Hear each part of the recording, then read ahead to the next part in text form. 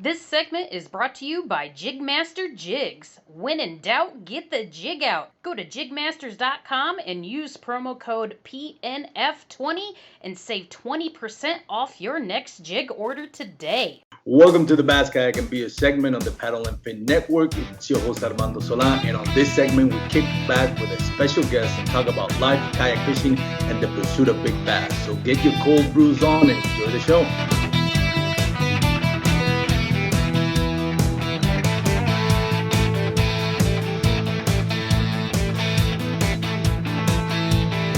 Welcome once again, everyone, to the Bass Kayak and Beers Network. As always, it's your host Armando. That came out wrong.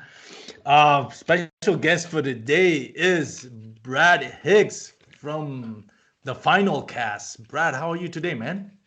Good, man. How you doing? Pretty good. Before we start, I almost forgot. Shout out to Douglas Outdoors Rods for sponsoring the show. Go check them out, douglasoutdoors.com, to find the nearest dealer. The LRS lineup and the X-Matrix lineup. Great rods. Highly recommend them. Anyways, so we got Brad, like I said. What was you going to say, Brad? I noticed you. I was just going to say those Douglas rods are sweet. I used Brian's when I went over there in August. In Dale Hollow? No, I visited Brian in Chicago in August to buy my kayak. And I saw his Douglas rod. I was like, let me use one of those. He's like, all right, here you go. I had Bailey Eichbrett on my show, and we were talking about rods, and I wasn't trying to promote Douglas rods because at that point I hadn't used them. And I even said, disclaimer, we're going to talk about rods. Bailey is a Douglas guy, so he'll probably mention Douglas rod, which is fine. But this applies to general, rule of thumb kind of thing when looking for rods. So after we ended the recordings, I started asking him about Douglas rods, and so I was like, okay, I'll check them out, and I did. And they're pretty sweet rods. I like them. Yeah, I like them. I do too. The quality is there, especially you can see the line guides. I love it, man. Clean look and super. I haven't missed a fish on it. I know that sounds kind of funny, and we're starting off talking about that kind of like you mentioned. This is for those out there listening. This is not a promotion for Douglas Rod. We're just having a conversation. We're originally going to talk about whatever today. We're going to wing it. So, anyways, I that's one thing that I like to make an episode at some point is on rods, because man, I was one of, and I've mentioned it before probably a ton, and if you listen to the show you're probably tired of me saying it, but I was one of those guys where I was like, oh no, the reel with all the components, if I'm going to spend my lion's share of the budget, it's going to go to the reel, and then whatever's left off, I'll buy a $50 rod. And I've learned with using high-end rods that you've got to find a middle ground. Yeah, I agree. It makes a whole lot of difference. Yep. So anyways, Brad, how you doing, man? Pretty good. Awesome. Been I don't know, like not that busy. I mean, we've been busy with work. We're booked until next August for work. So what are you doing? You just recently switched jobs or companies, right? No, I actually work for a remodeling company right now. It's me, my boss, and another guy that I work with. Cool. Nice. Awesome. How long have you been doing that? On and off since 2004, something like that. But I've been with my current boss for over 10 years. Yeah, I like it. It's fun. Cool. I think that's great. It's like just the three of you. You don't have like corporate America kind of thing. Corporate in general. You didn't say corporate, just corporate in general. It's just I've done that for 28 years, and it's crushed my soul. But thankfully, I'm out of that for now. Yeah. So awesome, man. So Brad Hicks is the host of the Final Cast. I always want to say the last cast. Every time I'm going to reference, I'm like, why do I keep saying the last cast? It's the final cast. Almost the same thing. Almost, right? Last cast, final cast. Yeah, it is synonymous. So for those that don't know and haven't listened to your show, when does your show air, Brad? And what is your show about? It's over here on the Paddle and Fit Network, for those who don't know. Product review. We bring on people from across the industry to talk about their products, big or small, like we've had Z-Man on. And then I've had... That was a great episode. Yeah, I've had him on Glenn Twice, Young on a couple times. Yeah. Yeah. Both and then episodes were good. We'll talk to local like custom lure makers. We just had a guy from my hometown here. He custom makes crankbaits, carves them by hand. Oh, Whitty completely. Yeah, Whitty Outdoors. Completely carved by hand out of a composite material. They're impressive. Yeah, they're not cheap though, but they're really impressive. Right. Yeah, shout out to that guy because I like the fact that he takes like that approach of an artist, kind of like artist before an angler mentality. I don't know if that makes sense. You know, you want the bait to look good, but at the same time, you want to catch bait. It's not like you're making it work of useless piece of art. Haven't tried them, but they look juicy, man. They look nice. I'm supposed to be picking up one of his baits. I just haven't gotten over there yet. I want to throw it on the river. It's his he called it the -1 wake bait. I want to try it so bad. And it's not made out of balsa. It's made out of another material, he said. I remember, right? Yeah, it's some composite. I can't remember exactly what it is. Yeah. It's a good episode. That was a fun one, yeah. Yeah, I like the conversation you guys had. The chemistry in that episode was pretty cool. The Seaman was pretty good, man. That episode was both of them. Well, we when you have Glenn Young on, you don't talk. You shut up and you let him talk. I noticed. And that's what makes it good, man, because he's like so thorough and he knows his stuff, man, and it's interesting. Yeah, soak it in. That's what I enjoyed about it. The guy's he's not like a corporate mentality guy that happens to work for a fishing company. He's like the fisherman first, and then that he made. I'm not gonna say I agree with everything he said. I remember when he was talking about the whole barbed wire thing that he said, like, well, if you lose the fish, it's not because of a bad barbed wire. It's because you don't have a barbed wire on it. It's because bad hook set. I'm like, I don't know. Bad, like a barbed wire is am I saying that right? Barbed wire, not barbed wire. It was that was on the Ned Rig episode, right? Yeah, I think so. He might have been talking about trout down there. Yeah. He was. We were talking a little bit about that, about keeping the safety for fish. Can't remember what it was, but kind of having that ecological mentality. And I was like, I don't know, man. That little barb. I got what he was saying, but still, like you kind of want that on your hook. You're talking about fish safety. That some people say, like, no, I don't want that little bar on it, which is fine. I mean, I know some states, like when you're fishing for trout, I think my uncle told me in California you can't have barbs on your hooks. Yeah. So it's not like that here. What's that? In Albuquerque, there's a park, because there's not a lot of lakes, but there's a park. I saw it on one of the, I think it was on John B's, what is it, Never Stop Tour or something like that. They stopped at some place in Albuquerque. And the same thing, there was like 2 or 3 game wardens over there. And they actually had them like either change the hook or we'll snap the barb from it. Like they will come with pliers and fix your hook. So they'll, like, I don't know, cut or bend the barb. I'm like, wow, that's strict, man. See, strict.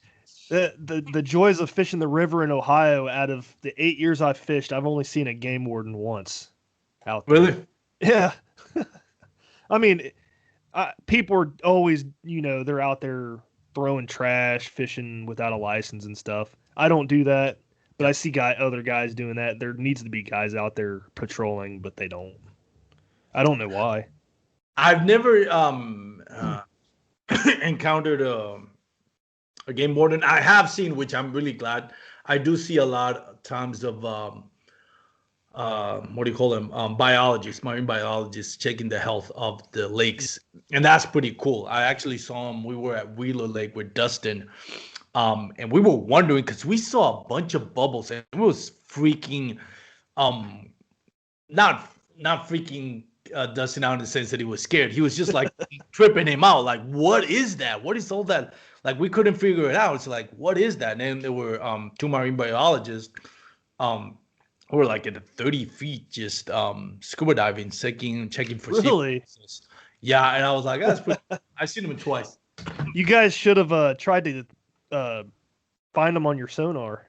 I did find him on my. I said Dustin was just leaving. That's I was awesome. like, I'll go check it out because I was gonna still hang out and fish because I hadn't caught anything, and I was like, damn, man, I gotta catch something before I leave. Dustin had a 5-hour drive. It's only an hour drive for me, so I was like, nah, I'll stick around. I didn't get anything. No. Did the person show up as a big arch? Yeah, it was like, I guess she was really close to the bottom. It was a lady. There were two of them, and it was just like some big. I had him on the fish finder, not the structure, the down imaging. Down imaging. I didn't have him down. I should have put him down imaging. That was probably pretty cool. That is cool, huh? Yeah. So, anyways, nice lake over there, Wheeler Lake. It's a reservoir, small little reservoir, kind of like a huge pond more than anything. Yeah. Shercar Bassin is always fishing that spot, and she catches huge bass, man. Probably bigger than most of our lakes in Ohio, though. What do you mean you don't have big lakes in Ohio? Not really. The most popular lake around here is like 800 acres. It's pretty small. Yeah. We got some big lakes, but I mean, there's maybe 2 big ones, but for the most part. What is the most popular fish to fish over there in Ohio? Is it smallmouth? I'd say so. It's probably smallmouth or largemouth, I'm guessing. Muskie is starting to come up, make a upcoming here. They're starting to stock lakes in this area with muskie. So the only muskie I ever caught was on a lake that I don't ever fish, and that's supposed to be the best muskie lake in the area. Lake Erie is part of Ohio, isn't it? Yeah. Okay. That's other end of the state from me, so that's like a 4-hour drive. Should you live closer to Columbus? I actually live near Cincinnati. Oh, cool. Yep. Cincinnati. In between Columbus and Cincinnati. The only thing I know about Cincinnati is that, God, and I'm saying how old I am, but that old sitcom that they had, WKRP Cincinnati. Oh, that show was hilarious. Yeah, I've heard of it. I don't think I've ever seen it. No, I don't think you. How old are you, if you don't mind me asking, Brad? 32. 32? God. Yeah. I think of the paddle and fin, I think Dustin is the oldest one, and then I'm second oldest one. Yeah. I think so. And then who's the youngest? Probably JP. JP or Saulo. I think they're around the same age. Oh, I didn't know that. I think so. I can't remember. We were talking about it on that episode. Anyways, but not on that episode, on our chat room. Yeah. I think it was JP, Saulo, and I think Susan was the other. Ryan is the youngest one, I think. Yeah, he's like 30. He's 30. 30? Yeah, I think Ryan was the youngest one. He just looks old. All that vaping. Kidding. Ryan, we love you, man. So, Brad, how long have you been doing the final cast? Again, I was going to say the last cast. I don't know why. I think it's almost going on a year. I think I switched over last October or November. Do you like it? I like it a lot better. I was doing the tournament segment before Dan and Jimmy started doing it, and I'm just not a real big tournament guy. Yeah, I know. That's what was weird. I couldn't relate to the anglers, so I felt weird asking them questions. But talking to people in the industry about gear and stuff, I like gear. It's a lot easier than doing tournament recap for me. So yeah, I enjoy it a lot more. Yeah, and that's what I love of what we have going on in Paddle and Fin. For that we have like something for everyone. You know, the gear reviews, the product reviews, the tournament scene, and you got the OG show with Brian, which is kind of like not kidding. Man, I love that's what got me into Paddle and Fin. Brian's show, of course, because that was the only show. But I think it was every Tuesday he come up with a show. I waited every Tuesday. I got so excited. I was like, man, there's a new episode today. This is gonna be cool. And they don't have the original music on their episode anymore. I miss that. because I think the original music was awesome on his episode, and that was actually written by The Godfather. Oh yeah, copyrights infringement now. That's why we don't have it. No. What happened to The Godfather? I keep hearing The Godfather. What happened to The Godfather? I don't know. Did he disappear? I still got episodes to catch up on from like 2018. I've listened to like most of the episodes that we've released, but you're really a big podcast guy, right? Like you love listening to podcasts. As long as it's about kayak fishing. Oh yeah. Any other podcast, I don't care. Like everybody rants and raves about Joe Rogan. I don't care about him. Yeah, I'm not. I understand it, but I've tried to watch it. I think sometimes, and I say this with total respect to Joe Rogan, because obviously he's great. He's the the benchmark for everybody that does the podcast as far as popularity. But sometimes I think they're just stoned out of their mind. They don't like this episode's. Well, some of them are like 5 hours long. I'm like, I am not listening to this.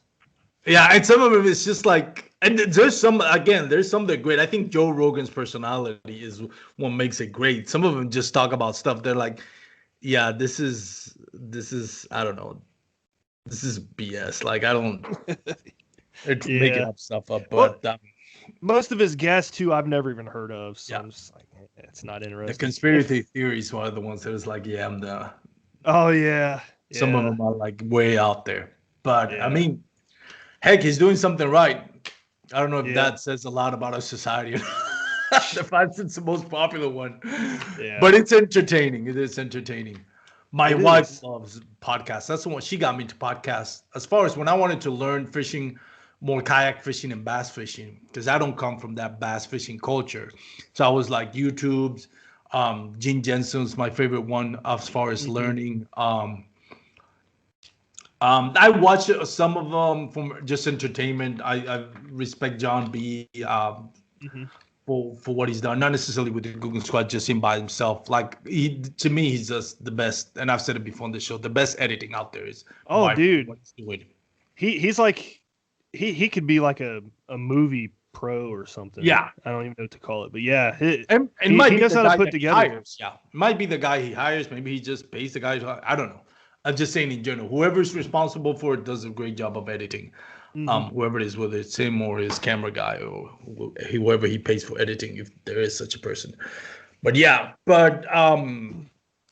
I wanted to like, man, when I can't be on my phone because I'm work, or driving, I can't watch a YouTube. Then that's when my wife got me to, you should do podcasts. You should listen to podcasts. I'm like, oh yeah. Yeah, there is such a thing as podcasts. I forgot about that. That's what she listened to all the time. I was listening to him today, and I finally got caught up. I was like 4 episodes behind. With who?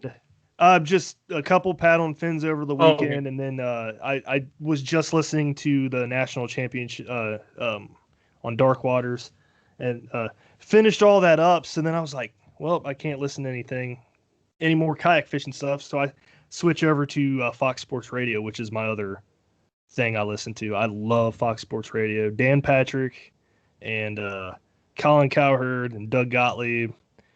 Rich Eisen, he's not on there anymore, but dude, I love all of them. They're awesome. It's crazy the amount of talent that ESPN just lets go. As soon as one of them becomes popular, they just let him go. Like Dan Patrick was awesome, and they just let him go. They didn't pay him. He kind of went out the back door. Colin Hurd, that's his name. I wasn't a big fan. Colin Cowherd. Yeah, I wasn't a big fan of him, but he got kicked off of ESPN for something he said, and it was funny because I was listening to his segment that day it happened, and then a couple days later he's not on the air. I was like, what did he say? It was something about. I don't know. You'll have to Google it. It was something about like feminist, racial, or something. It's kind of racial. Like it's something about people in a certain area are smarter than people in another area, and I don't know. It's retarded, but he gets a little political in his sports talk. But yeah, I wasn't a big fan. I'm not a big fan of his show. So I didn't mind him going. Scott Van Pelt though. I think I didn't see that one coming. Now that he has his own show, good. Scott Van Pelt is the best they've had. Yeah. Scott Van Pelt is by far, since Dan Patrick, he's the best they've had. He's awesome. He's I've completely stopped listening to ESPN radio though. Like I haven't listened to it in 4 years. They got rid of every single person I liked. Yeah, I was big on Mike and Mike, and when Mike and Mike ended, I was like, nah. Yeah. They had this other guy, I forgot his name, and now Stephen A. Smith runs that that time frame. But they had another guy. Dan Le Batard? No, it wasn't Dan Le Batard. I think I don't like that guy. Yeah, no. Was one of the, didn't he play?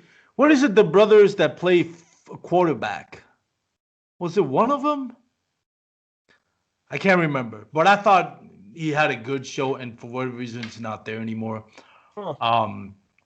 Now they have Stephen A. Smith, which, I just get.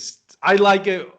I don't mind the big personality as long as you're saying factual things or you're making sense. But when you're like, and that's what I hated, and I'm glad they got rid of Skip Bayless, because it's like, oh, I'm just saying something so people talk about me. Just like you're an idiot. I have totally no respect for you. Not that he would care about me, what my opinion is, but totally not respect. Well, he's going to be like, don't listen to Paddle and Finn. Yeah. He could probably give us some more views, more listeners. That's funny. But yeah, man, I think Scott Van Pelt is the best one they got right now. Cool, man. Cool. So what got you? What decided? You talked to me about this. You used to have another podcast. Was it Yak Tactics, or was that Ryan that had that one? No, Ryan had his own bass fishing for tubes. You had the Legion, right? Yeah, I helped my buddy Zach Carell start Yak Legion podcast. Exactly, that's what it was. Yeah, a year and a half ago, I think, something like that. Man, it's been that long already. Yeah, he's still doing it, man. Yeah, it is. Yeah, I listen to all his stuff too. Comes out every Monday, I believe. But and I guess I was one of it when they came out. When I started listening to Kayak, when I got into doing the podcast and thought, man, I want to start doing podcasts, there was pretty much KBN, Paddle and Fin, Josh Smith, like dedicated to kayak fishing. And that's what I started. Mine was called Bass, Kayak, and Beers, which is the name of this segment now. And that was pretty much the ones that we had. Now we have a bunch, and I think it's great. I mean, and that's one thing that I appreciate about Brian. He's never like, competitiveness, or no, it's that, that mentality of everybody, everybody gets better. The community and the industry gets better. We're not competitive at all. And it's funny when people like they'll post stuff and say stuff like, you guys are not competitive with other people. No. What's the point? None of us are getting paid. It don't matter. We're just doing it because we love it. If I wasn't doing the podcast, you know what I would be doing right now? I'd be sitting on my phone in the living room or playing a video game. Yeah. I'd rather be doing this, honestly. Yeah. That's just me. The reason why I got into more podcasts, and I kind of said this, when you look at this guys that are, hammers, quote unquote hammers in the bass kayak and the bass industry, it's all from that bass fishing culture, Russ Snyder's, Matthew Conant, Derek Brundle, all these guys that just grew up, even Jackson, or in kind of like the new wave of kayak bass fishermen, and Cody Milton. They all come from that bass DNA, meaning their generations, second, third generation of bass fishermen. So it's kind of like you're surrounded, you're in a bubble where all that you're privileged to all this information. For like me, it was like, I didn't pick up bass fishing until like 5 years ago. Kayak fishing, I picked it up 3 years ago.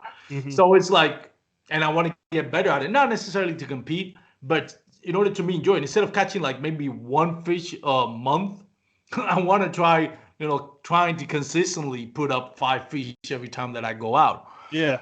And to me, it was like, well, I'm not privileged to all this information that these guys are, because I'm not in that group. So why do I make up a podcast, invite those people to come in, because fishermen love to tell fishermen stories.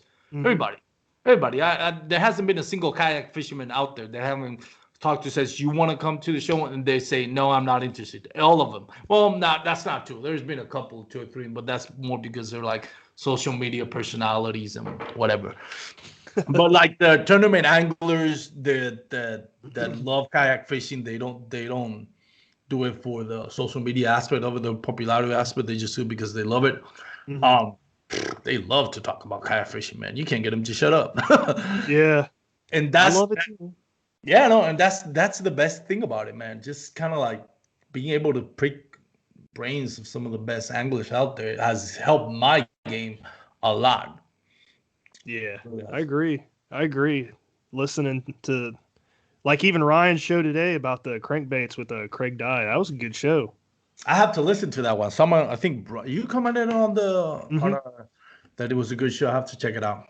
Yeah, it was a good show. I liked it. Do you consider yourself coming from that bass fishing culture?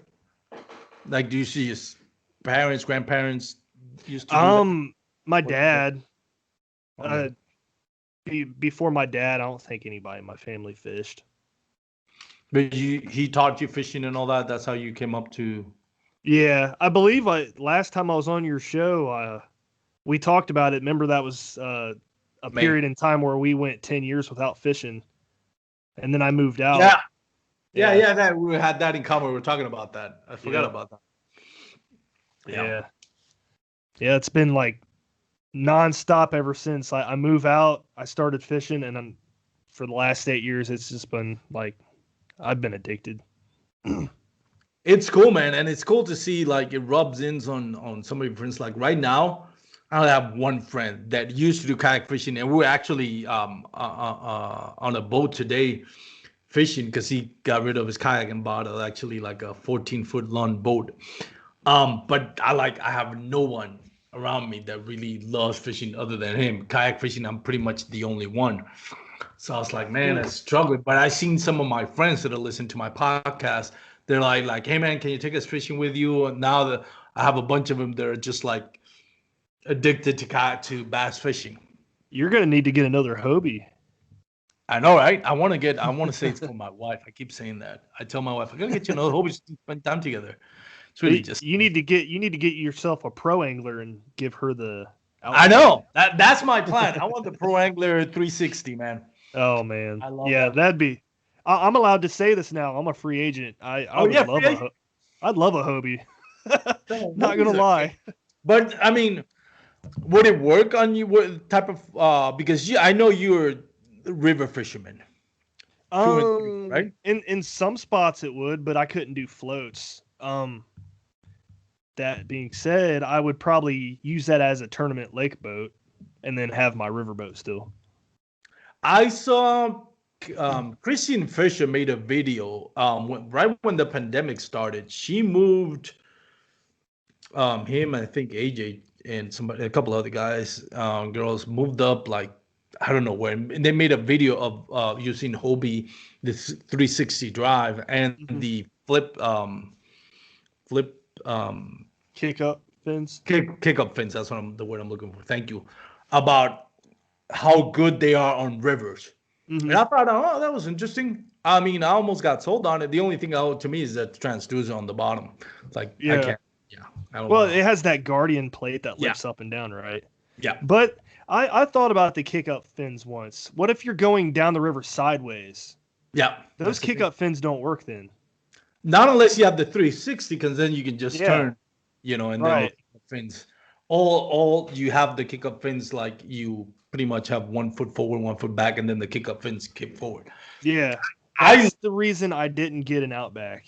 Yeah. I was looking at one, but a lot of people around here, they fish out of an Outback on the river, and they say it's a fantastic river boat. But I don't know. I've never tried it on a river boat, as on a river, on a shallow river, because depending where you go, there's some big, wide rivers here. I'm not much of a river fisherman, but there are some. That's on my bucket list. Oh, not my bucket list, but that's the plan for this next season. I want to do more river fishing. I think you'll like it. It's an adventure, man. Not only are you fishing, but you're actually like exploring stuff that you wouldn't normally see. Yeah. It's pretty cool. Yeah, man, it's pretty awesome. To me, I've gotten tired of just doing not tired, but I'm now at the point where I don't want to do but because one thing about Texas is there's only one natural lake, which is actually part Texas and Louisiana, which is Cattle Lake. The rest are just reservoirs, which is great. But there's one, you throw a stone in any direction, you'll hit 2 or 3 bass factories. So, but a lot of them are just in the metroplex. So to drive out of the kind of like the outskirts of the city, you have to drive at least an hour. But to me, those are the best spots, man. Oh yeah, the best. Yeah, like I said, what draws me to the river is like the adventure and trying new stretches. That's one of my favorite things. Yeah. So I've had this goal of floating my whole local river in its entirety. And right now I have over 70 miles floated, and I believe it's 100 and something, 60 something miles maybe. And I got 70 miles floated. This year alone, I've probably hit 18 miles, which isn't a lot, but it's over 18 actually. I don't remember exactly, but yeah, over 70 miles of my river completed, and it's awesome. I love doing that. I love hitting the new stretches more than I love hitting the old stretches because I don't know what's coming. You know what I mean? It's just like that's the thrill. Oh, definitely. Just kind of like new ventures and new waters is super exciting. Like to me, I like to go to a place, kind of feel like I conquered. Like maybe it'll probably take me 2 or 3 times before I figure out the bite and say, okay, now I've, feel like I've conquered before I move to another body. But yeah, definitely learning new bodies of water and kind of like going through the unexpected is, I'd say, half the excitement. Yeah, and it's funny because not only have I fished my river this year, I've hit the river up where Brian lives. I've hit the White River in Indiana, and I've done well at all of these rivers. And I'm like, man, I look back at it, I'm like, man, that's freaking awesome. I'm getting goosebumps right now because like Brian's river in Chicago was awesome, man. I mean, we nailed like a bunch of 17 and 18s that night. Smallmouth? Yeah. Damn. It was fun. It was fun. That was the last time you went out to fish with Brian? Yeah, back in August. Cool. That's awesome, man. I gotta go. I haven't fished out of Texas pretty much. Let me see. Is that true? Yeah, that's pretty much for bass fishing though. Bass fishing, I haven't fished out of Texas, but then again, you kind of get spoiled here too, Yeah. With the size of fish. You don't need to go anywhere else. Yeah, pretty much. If you lived in Ohio, you'd be like, I need to get out of here. This sucks. I couldn't make it. You and I couldn't make it to Dale Hollow. Well, you could have made it to Dale Hollow. I'm sure they're kind of upset more at you than I could. I have more of a valid excuse. If they're upset about that, they need to get over it. I think they're upset that you didn't go and you were killing it on your local river while everybody was just stunking it up in Dale Hollow. There was a bunch of reasons like I didn't go. I got home and I was just like, you know what? It's not worth it. Just to go one day and then drive back, I was like, it's not worth it. So it's whatever. You're going to be more driving than you were going to be in the water. Yeah, pretty much. But I know they're going to be listening to this. So if you guys, you're listening to this, I'm not sorry.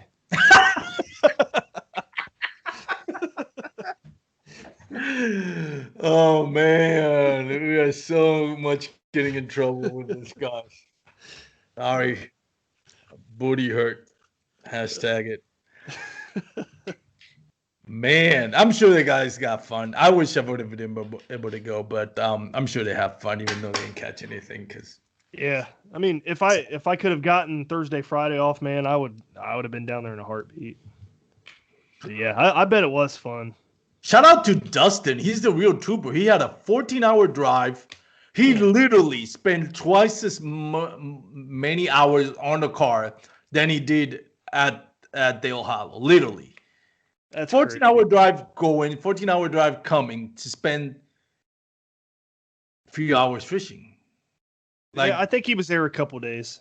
No, I thought he was leaving on like he got there late. No, he got there like I don't know. Yeah, I want to say don't he know got there. I want to say he got there on Saturday early morning, and then left on. I don't know. That's crazy. Yeah, shout out to Dustin, man. He's a trooper. He's a team player. Yeah, we love you, Dustin. Doo making us. I find myself getting his intro music to his segment stuck in my head. Oh yeah, that's his buddy's band, and I love that song. I'm like, dude, that's a good tune, man. Dustin is the coolest. Have you met Dustin in person? No. Yeah, that's coolest dude. I got a chance to fish with him finally, meet him in person. The day we did the paddle and fin takeover on Instagram. You were fishing that day, and you were slaying it that day too, I think. I don't know. I thought you were fishing that day. Posted some pictures too. Coolest dude you'll ever meet. If anybody gets a chance, they're really popular here in Texas. Yeah, that's even in the local trails that I fished, which it's not even close to where Dustin is. They know Dustin. They're like, "Yeah, doo-doo, you got doo-doo on your show." I'm like, "Oh, you know, doo-doo." That's awesome. Cool cat here in Texas, man. Yep. Awesome. So, what's your favorite lure? Let's talk a little bit kayak fishing now. Oh, favorite lure. Like I don't know. Man, I don't know. I throw the TRD a lot. TRD? Yeah, I've thrown that a lot over the last year and a half. So, the net rig, you mean? Like the net rig style? Yeah. I saw this video on I love the net rig. I saw this video on first one that I saw who made it was Fluke Master, Gene Jensen. Then I saw Wire to Cast, I think is the name of it. Wire to Fish. Mm-hmm. They made another one. Gene Jensen called it the Forgotten Rig. I think if you look on the Wire to Fish. I think I saw that. It's called what do they call it? The kids rig. Anyways, it's basically a weedless net rig. And I've stopped using the net rig in favor of that, and it's worked as good or even better than the net rig. And I use it with the TRDs a lot, which is, for those who don't know, go check them out. Just go to Gene Jensen and look on Fluke Master and go check out the Forgotten Rig. I think it's the title of the video. And it's just basically you get the TRD and you put like a weight on the bottom, like a Neko rig you would, and then you rig it up with a Texas rig on one end and the weight on the other end, and just cast it out. So it's gonna stand up like a net rig, a net rig would, but the hook is gonna be on the upper side, Texas rig, so it's gonna be weedless, and that's the same thing.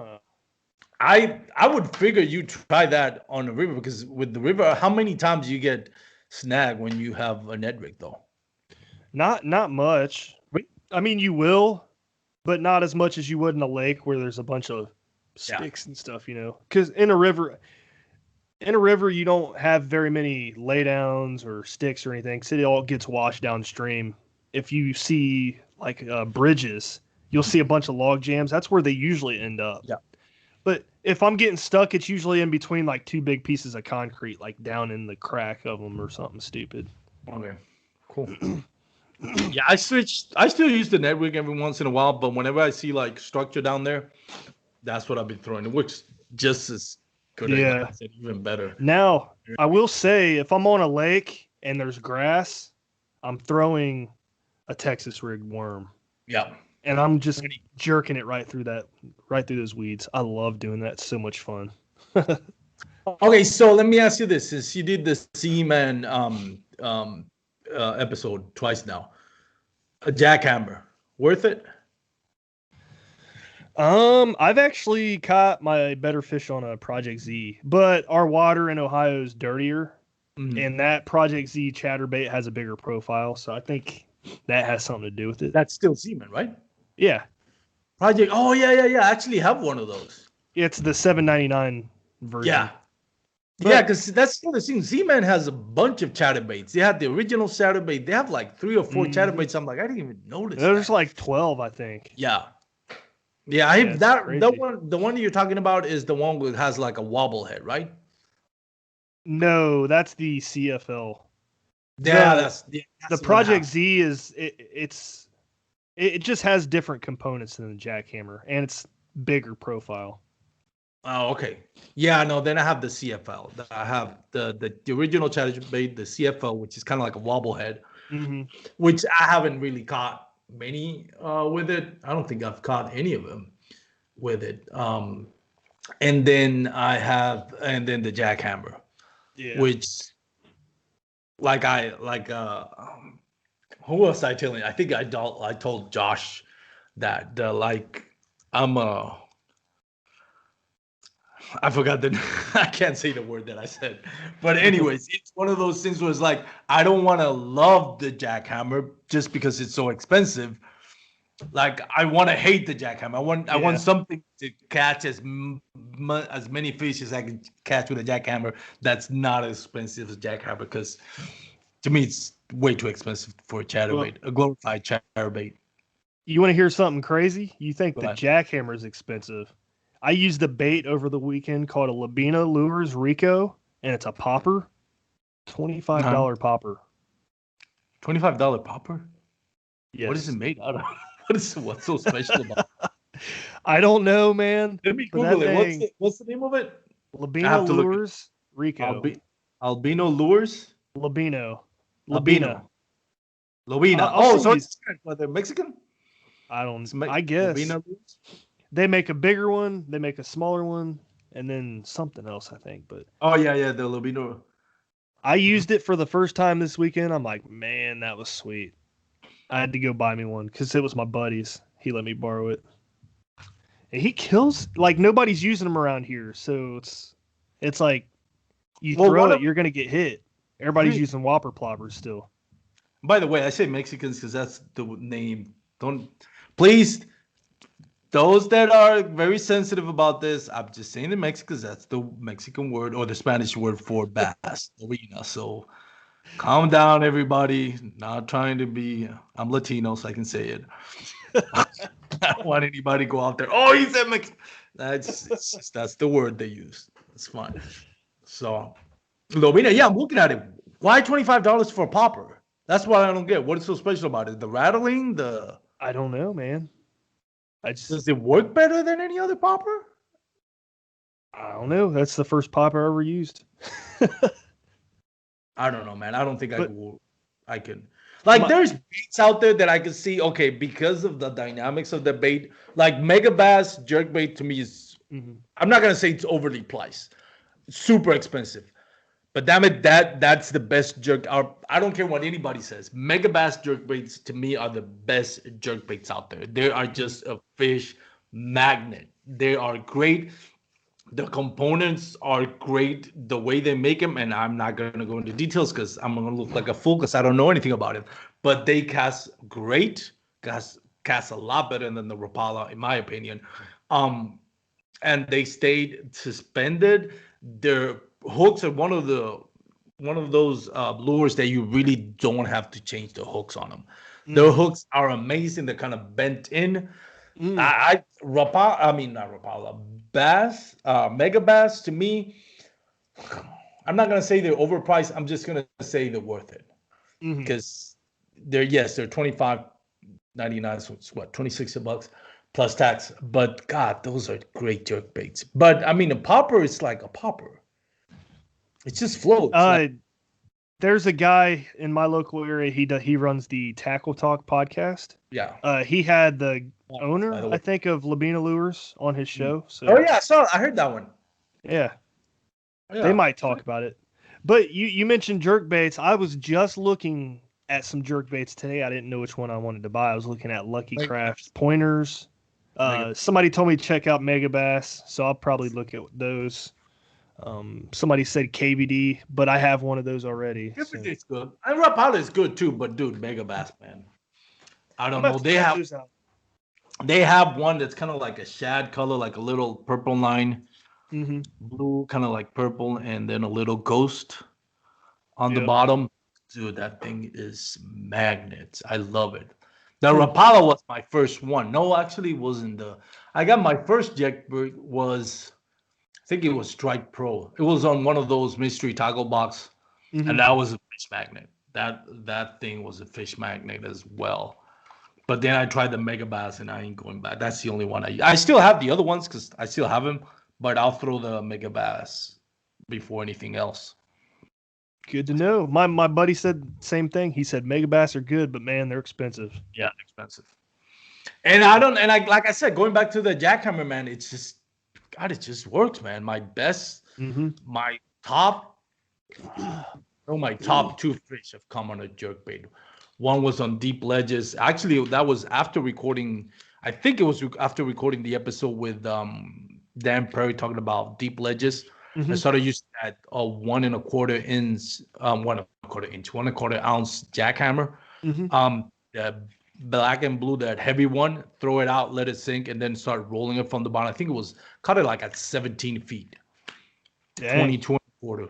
And then the other one, I caught it like at 12 feet, and that was using the 3/4 ounce, kind of like, I don't know, it's kind of like white, dark green, and chartreuse. I forgot the name.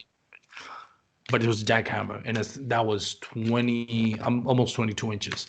So, man, they're great. And I've caught a bunch of them. They're just like small, even like sand bass, man. Even on sand bass, I'll catch a lot of sand bass on the really under 1/4 ounce.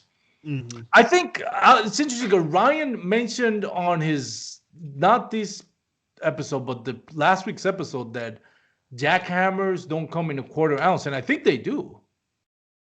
I don't know. I thought 3/8 was the smallest. Could be. Maybe it's 3/8. You're right. Could be 3/8. If they come in 1/4 ounce, I'm getting some because I can't get them the smallmouth to bite on those on the river.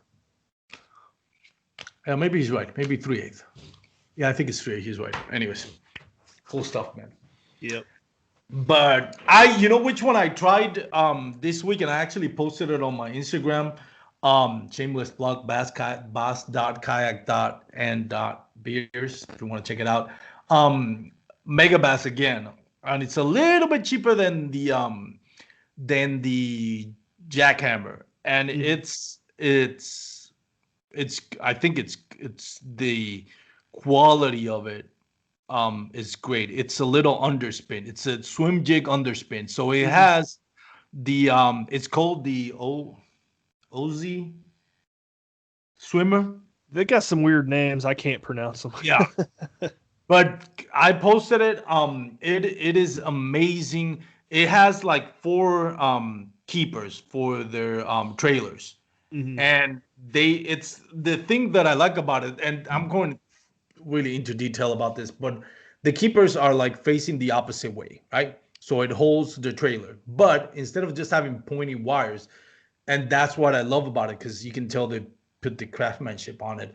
They have little ball points on the keepers, so it doesn't tear up the your trailer. So once you got them in, it'll hold them, and since it's a little ball point, it doesn't tear them up. And it holds them really well, like it's not gonna slip out. It's not gonna slip out. And then they have the blade. It's an underspin. Then they have the guards for the hook, and just the jig head itself. It's carved. You can see the gill plates. The eyes really stand out. Like you can tell the craftsmanship that went under those swim jig heads underspin. That's the best. If anybody's out there listening, go check them out. Caught an 18-incher on pre-fishing for a tournament, like in my second cast with that one. I wasn't getting anything on the jackhammer, which was like, man, so I was like, let me try this. I just bought it. I think it's $12.99. So it's not, it's not as expensive as a jackhammer, but it's still a little bit expensive. It's Mega Bass after all. But go check them out, man. It is the, again, OZ or Oz swimmer. It's pretty cool. Oh man, what else? What else we got? I'm doing most of the talking. It's my show. I'm the host. You're the guest. It's not the other way around. So you have to do more talking. I don't know, man. You're supposed to be asking the questions. We're just winging it. So we're doing the pre-recording. We're gonna do a little Q&A section. It's kind of fun. You ready for it, man? Heck yeah, let's do it. Let's do it. Okay, so let's see. If humans came with a warning label, what would your warning label say? Oh, jeez. Heck, I don't know. Jerk alert. I don't know. It's like to throw jerk baits, I'm assuming. No, man, that one's tough. Oh man, this went downhill quickly. Yeah, that one's tough. I don't know, man. Warning label. Do people usually have trouble with this one? Brian did. I don't think he was in the mood that day to do a podcast, but I listened to that episode actually. Yeah, like, man. I don't know. That was more of a feeling episode. I was like, man, that episode could have been a lot better, but it was still fun. Warning label will talk your head off about fishing. Cool. That's a good one. What would you rather have? Long nose hair or long ear hair?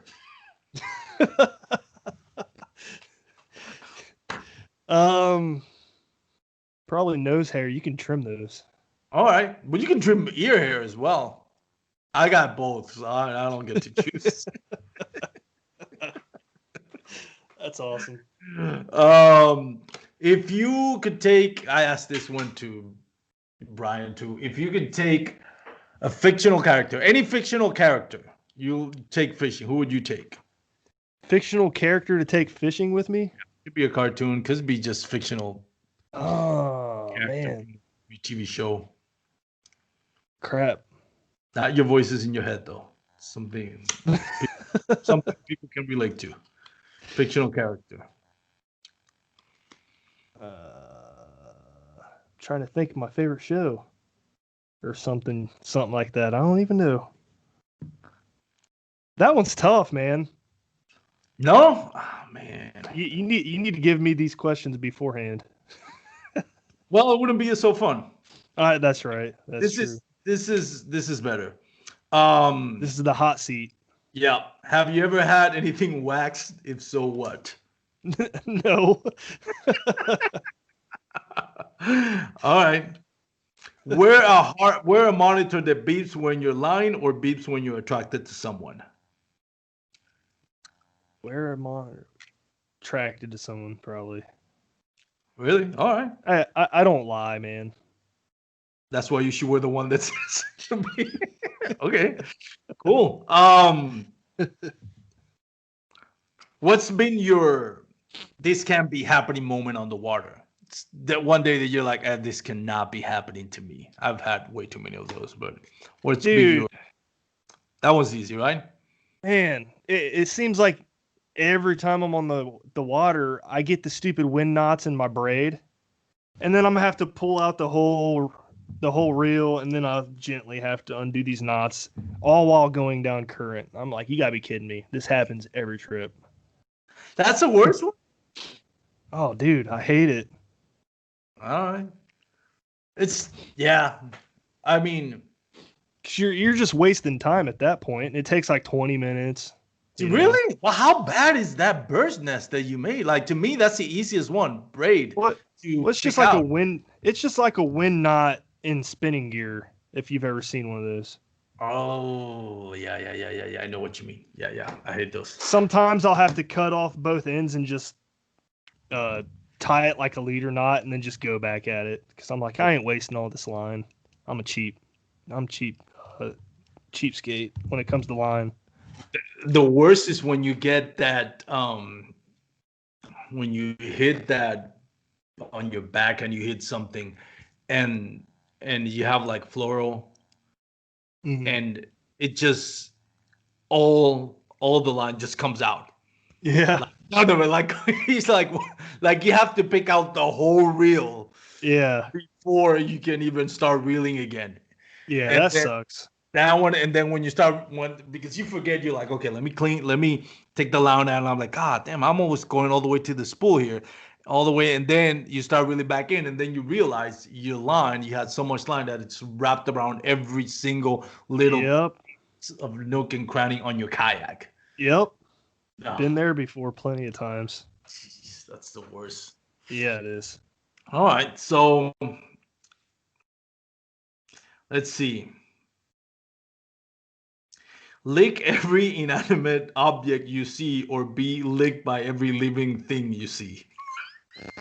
Oh, man. That's a tough one. That is a tough one. I'll probably, because either way, you're getting corona these days. I thought probably everything I see, because I don't want people stay away from me. All right. Be able to record your thoughts or your dreams while you sleep. Probably my dreams, because I never remember them. My wife wakes up. I had a weird dream. I don't remember the last time I remembered a dream. All right. The question that every single Brad Hicks and Final Cast fans want to know: toilet paper, over or under? Dude, I saw the meme on Facebook a few weeks ago, and I just sat there and thought about it. I was like, I don't know how I put it on. I never even noticed. And then one day I put it on. I noticed I put it down over. Mm-hmm. And then a couple weeks later, I put it on and it was under. It's got to be over all the time. I don't care. As long as I'm clean after I take a poop. Priorities right there. Nickname. What's your nickname that you've been called that you hate? My wife calls me Dick Hicks. I'm not gonna. My first name's Richard. Oh, okay. Well, that's a good reason. She calls me Dick Hicks, and everybody has like caught on with it around here. Now everybody in Paddle and Fin's gonna call you Dick Hicks. I'm surprised they haven't, because they know that already. All right. If you can bring back a famous person from the dead to take fishing with you, who would you take? Somebody that's famous but dead, not a family member. Famous. Famous but dead. You would take fishing with you. Oh. Non-family member? Yeah, famous. Well, unless you have a family member that's famous. Oh, not that I know of. Ancestry.com. Man, that's a tough one. Famous.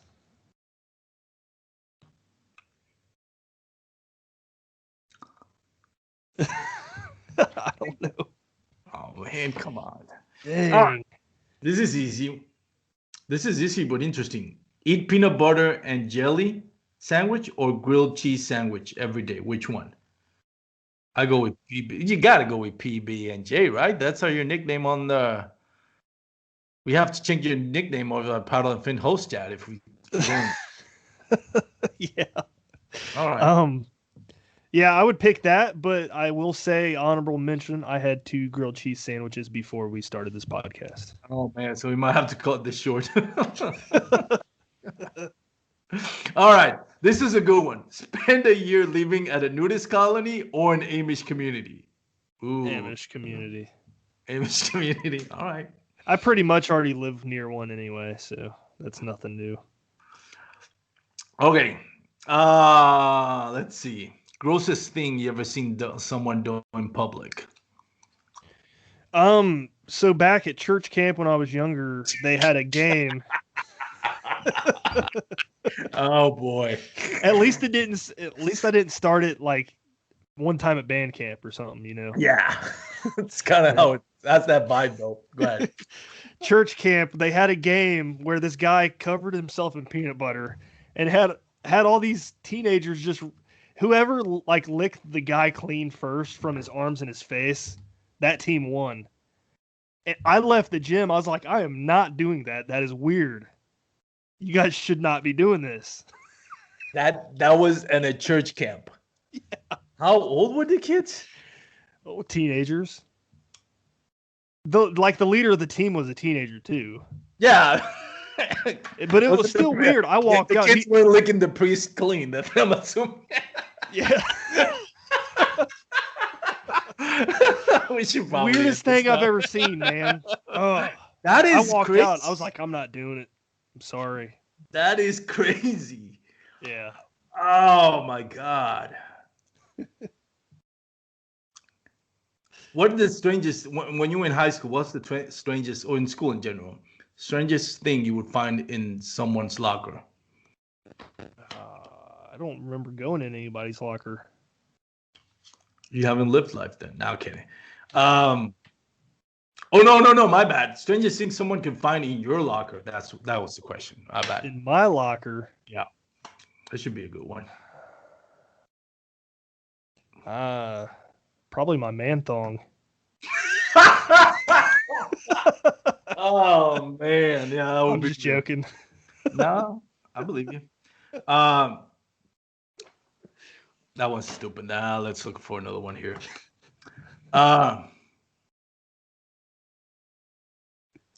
Work with dead people in a. I'm sorry, my English is fairly mortician, I guess. Sorry, or a morgue. Yeah, I guess, yeah. Or work with the BCS ER drama until the world ends. Which one do you want? Probably a morgue. Because then the people are dead.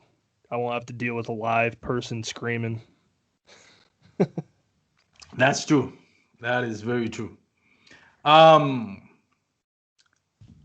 Appear a guest on your favorite TV show or have a lifetime backstages to any concert you attend. What would you pick? Probably backstage. Right? Be cool. I'm a metalhead, so it's. There you go.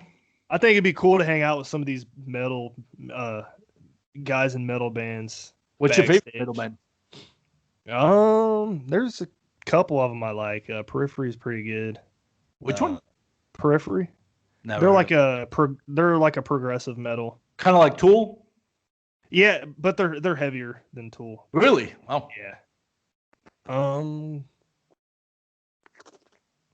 Yeah, I don't know. That's probably my favorite one right now. Progressive heavy metal Tool. Yeah. Yeah, prog metal's like I used to be in nothing but metalcore, but kind of outgrew that phase as I got older. And prog metal's more complicated. Yeah. It sounds different, so it's. Yeah, definitely. I think it fits my age, you know.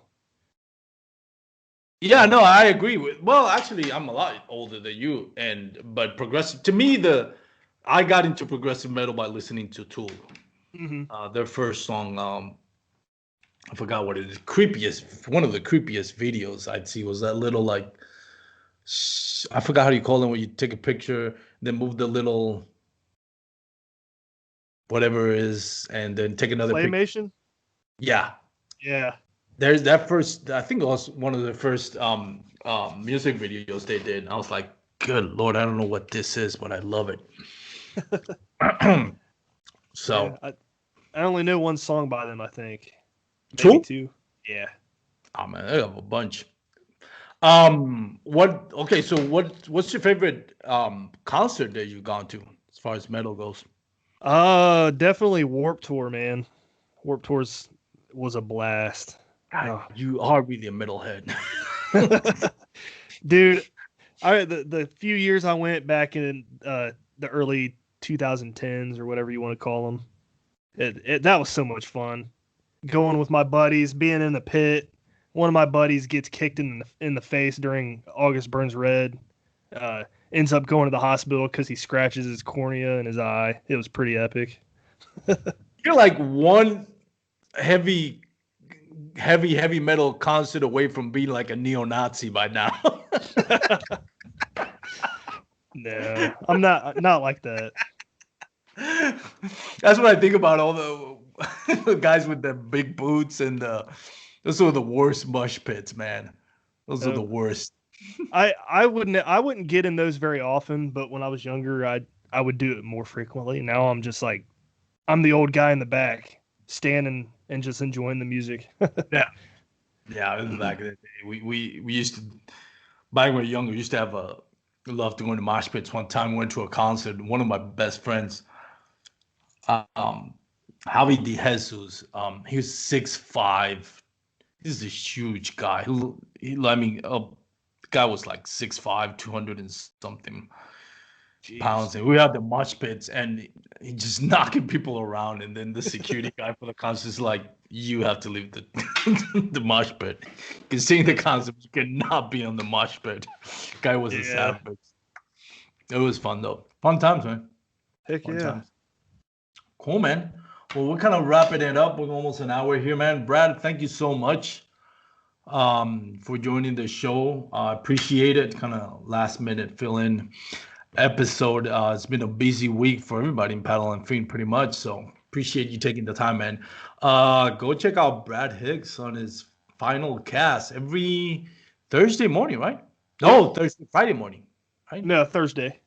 Thursday morning? Yeah, because Brian does his show Thursday night. Yeah, Thursday nights, and then his shows airs on Friday morning on the podcast. You're right. I got that confused. Brad, before you leave, anybody you want to thank? Or, shout out, shameless plugs, whatever you want to call it. Yeah. So I'm not with the kayak company anymore, but still affiliated with Loveland Canoe and Kayak here in Ohio. Bending Branches, Wicked Weights.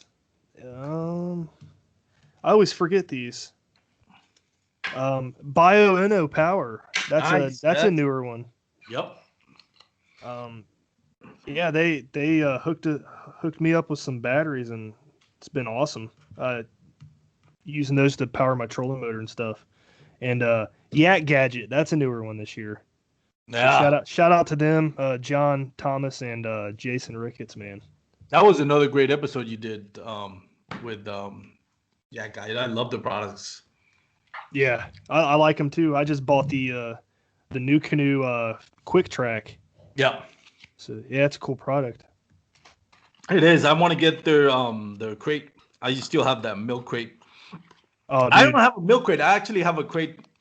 I'm extended the show more than I need to, but if anybody's looking for a budget, and I know everybody is, I actually got this folding crate that sell at Costco for $6, where you kind of like fold it in and it folds to like an inch, and then you can fold it back up. $6.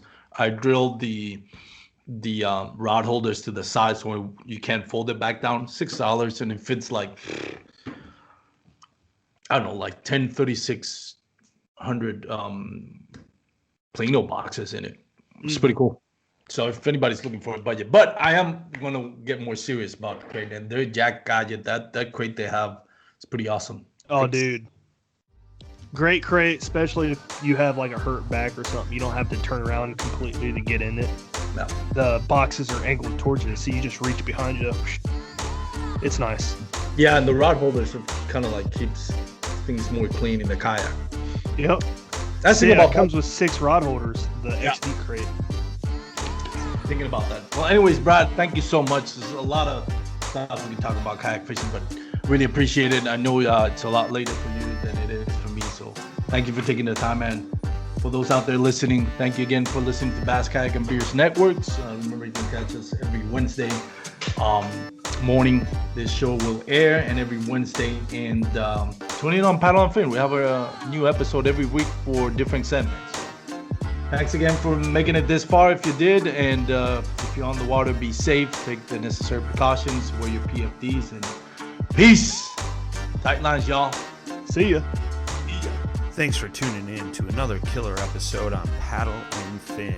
Don't forget to go check out our website at paddle_and_fin.com. Don't forget to check out the YouTube channel at Paddle and Fin. If you got a question, comment, want to hear from a future guest on a future episode, feel free to email us at paddle_and_fin@gmail.com. Don't forget to follow us on social media at Paddle and Fin on Facebook and Instagram. Shout out to our show supporters, Angler. The Angler button and app just makes for a better time on the water. and creates a virtual logbook for every fishing outing out on the water. Shout out to Rocktown Adventures, located in Northern Illinois, for all your kayaking, camping, and hiking needs. TRC Covers, protect your investment. Ketch Products, shout out to Ketch Products. Go to ketchproducts.com and put the paddle and fin logo directly on your catch board. Shout out to JigMasters Jigs. When in doubt, get the jig out. Go to JigMasters.com, use promo code PNF20 and save 20% on all your jig and tackle needs.